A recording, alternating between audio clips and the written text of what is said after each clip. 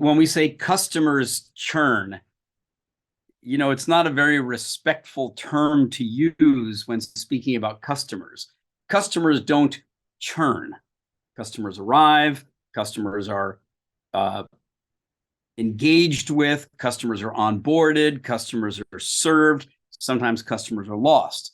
But when we use the phrase customers churn, we're already speaking about them like they're not human beings.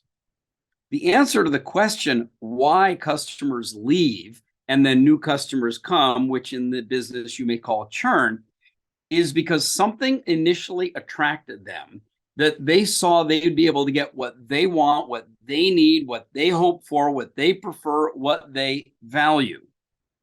And then at some point along the way, either the company serving the customer did not provide that value or did not stay in touch with what the customer values. And so another service provider came up on the scene who made a different offer, and it looked like the value I want could be over here, and off we go. Now, the reason that happens is related to the fundamental definition of service, which is service is taking action to create value for someone else. Think about that. That's true in B2B, that's true in B2C, it's true on the front line, it's true all the way up to the boardroom. Service is taking action to create value. So how does a company attract a customer in the first place? You have to be seen by that prospect as someone who's going to be able to give them what they value. How do you keep the customer? You provide that value. You continue to provide value even as the customer changes. So then are you staying in touch? Are you staying up to date with what that customer values at this particular moment? And why do customers leave? Because they either are not getting the value that they need at that moment in time, or they see an alternative offer that looks like, quote, the grass is greener on the other side, and therefore they will churn away and go somewhere else.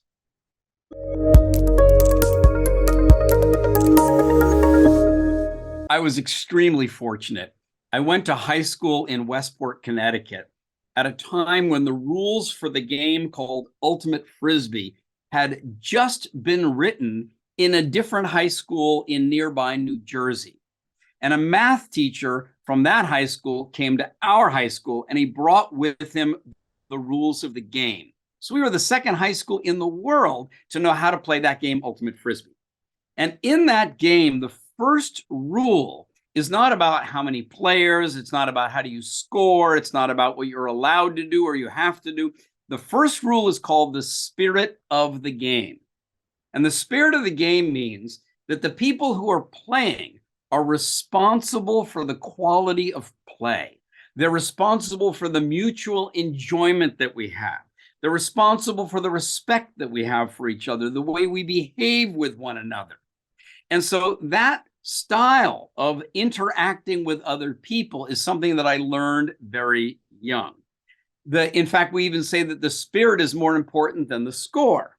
So that's interesting, because Ultimate is still a competitive game, just like capitalism is a competitive game, just like many different social practices that we have. People can think, well, wait a minute, I'm competing with that other nation, or I'm competing with that other group of people for whatever the case may be.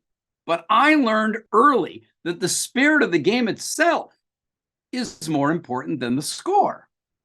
So then when I got involved professionally in organizing Frisbee festivals, Frisbee tournaments, Frisbee play days, family associate, all kinds of activities, I realized that different people value different things. For example, the person who comes with a child wants to learn how to play very simply. But the person who comes to the park with a dog wants to show off their dog jumping up to grab the Frisbee. But the police department wants to make sure that everybody who comes to the park behaves. The radio station wants to get publicity. The drink vendor wants to make sales. The Frisbee experts want to show off what they can do with a flying disc. So what did I learn? Everybody values something different. And when we come together to do something, what do you want to do? You want to play with one another. You want to interact with one another. You might want to compete with one another. But the spirit of the game ultimately is more important than what came out as the score. Now, when you think about service as taking action to create value for someone else, then there are multiple parties involved. You've got the service provider, you've got the service recipient, you've got your internal service partners, you've got your neighborhood, your community, you've got the place that your colleagues come from, your customers come from. We're all in this together. And yes, we can compete for price, for value, for dollars and cents, for market share, for share value, for profit margin. But ultimately, we're in a way of being with one another where the spirit is more important long-term than the score. So when Singapore decided to become much higher value in terms of the service they provide, they were looking for someone who could help educate hundreds of thousands of people in an adult workforce on how to improve the service that they provide.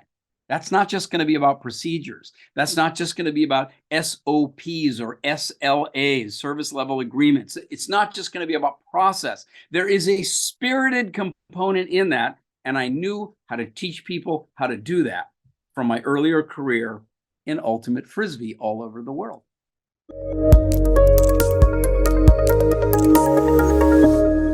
Any organization, whether it is a company or a government agency or a nonprofit or a community organization of some sort, what really differentiates those that offer and provide world-class service and do it consistently over time, even as the world changes, even as customer preferences change, even as the labor force environment changes, these are the organizations who build cultures of continuously uplifting service. So they're not only focused on the immediate high quality service performance, that's incredibly important, and continuously improving their service performance, that's also important. But they literally build an entire cultural environment in which the passion for taking the next action to create more value for the people that you serve, which is what we call uplifting your service, that culture itself becomes a differentiating factor of the organization. And when you've got a culture like that, when you build one, when you nurture one, when you maintain one, you naturally attract the best service providers. People naturally perform at their highest possible level, and they want to stay there and attract other people, both new colleagues to work in the organization, as well as the customers that you attract and retain.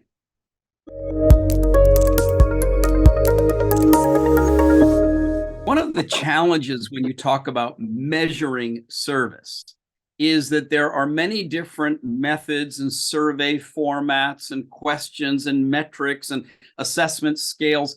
But fundamentally, what most of them are asking is this question: how did we do? Are you satisfied, not satisfied, very satisfied? Will you come back again? Will you refer us to somebody else? Will you buy more?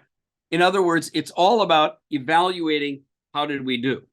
And so you end up gathering a lot of data, and then you look at the trends from this quarter to the next quarter, or this month to next month, or this year to next year. But ultimately, what is the purpose of all of that data? It's to figure out what you should be doing that you're not yet doing. So rather than asking the question, how did we do? How did we do? How did we do? From which you have to deduce what to do next.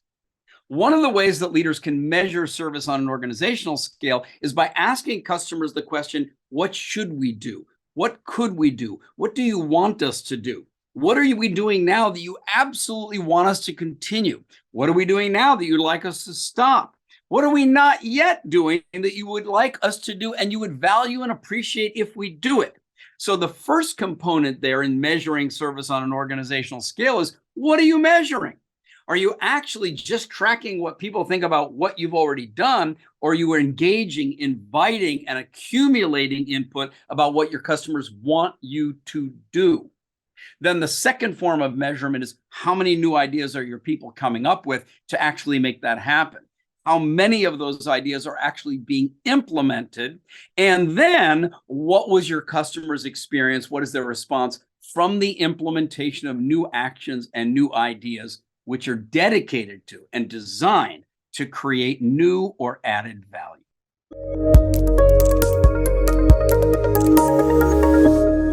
I think what's actually evolving is this whole phenomenon of ecosystems.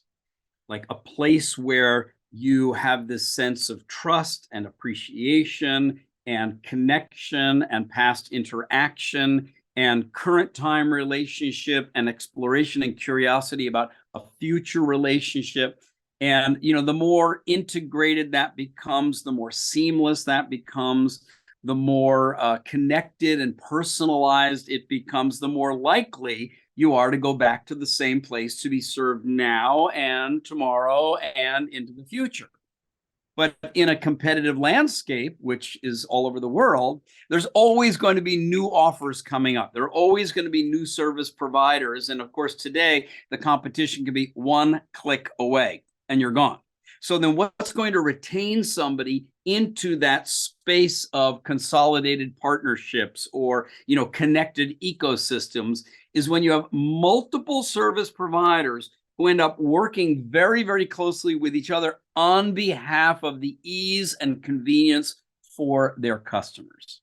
And as those kinds of things continue to evolve, of course, technology playing a huge role in making that happen right now, then people are more likely to say, that's where I'm going to go, and that's where I'm going to stay, and that's where I'm going to buy, and that's where I'm going to get customized, and that's where I'll share my own information, et cetera, et cetera. So I see that continuing for years to come, yet there will always be the opportunity for the upstart, for the new player, for the innovative offer that isn't yet integrated into anyone's ecosystem or anybody's partnership platform. And human beings today have become adapted to being willing to try something new because often that something new could also be something better.